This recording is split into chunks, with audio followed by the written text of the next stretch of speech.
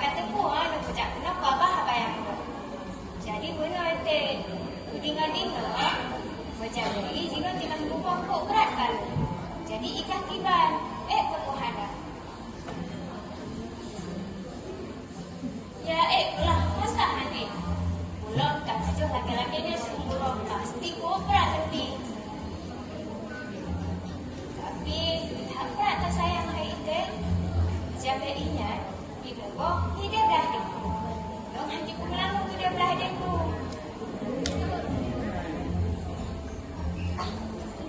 Ikibat dengan orang. Aci tak jaga sekacil. Pasti iji iklim bagikan.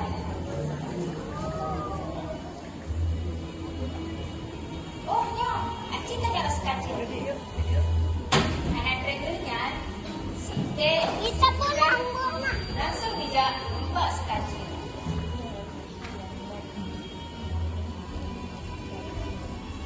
Hai kecil.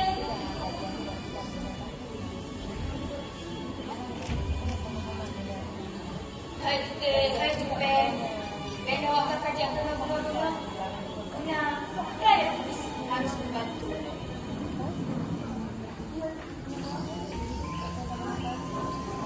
Jadi punya kecil.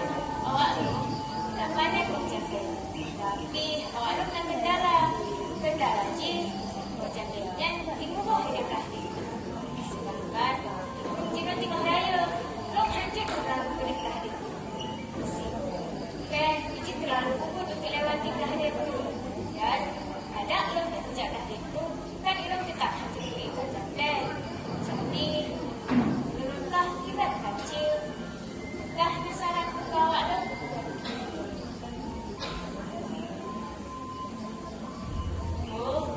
Jadi mudah. Dah lepas fikir-fikir. Oh, lu nak hidup.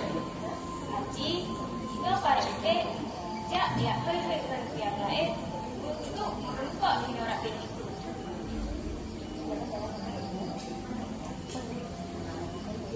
Hah? Ngangan lo? Kenapa ngangan lo?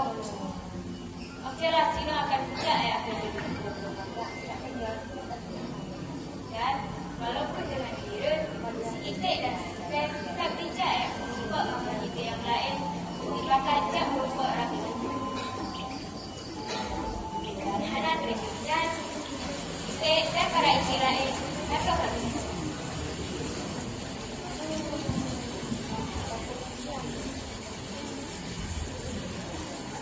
No, para itik waklah harus kata jatuh dan saling bekerja sama, saling bekerja. No, kaku karena jembatan untuk melewati. Dan dengan hati-hati, dikirlah hatinya itu dan saling bekerja sama, saling mengajar. Oh no, lo kan ada jembatan untuk melewati.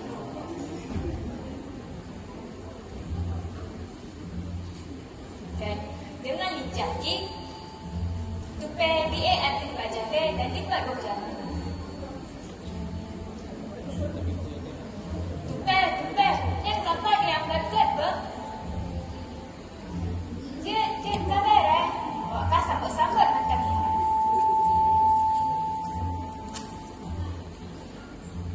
Trip semakin trip bajabenya tumpuk semakin sikit. Si kecil dan para itik lain yang tiba nikmati bongjabe tersebut dengan cara yang kerjasama. Maka pesan moral yang kita contoh yaitu bergotong royonglah dalam melakukan sesuatu. Walaupun tanya memiliki kekurangan, dengan tanya tak kerjasama, maka pekerjaan itu akan terus diselesaikan secara baik. Terima kasih atas perhatian penonton. Belum dikira. Wabillahi taufiq wal hidayah. Wassalamualaikum warahmatullahi wabarakatuh.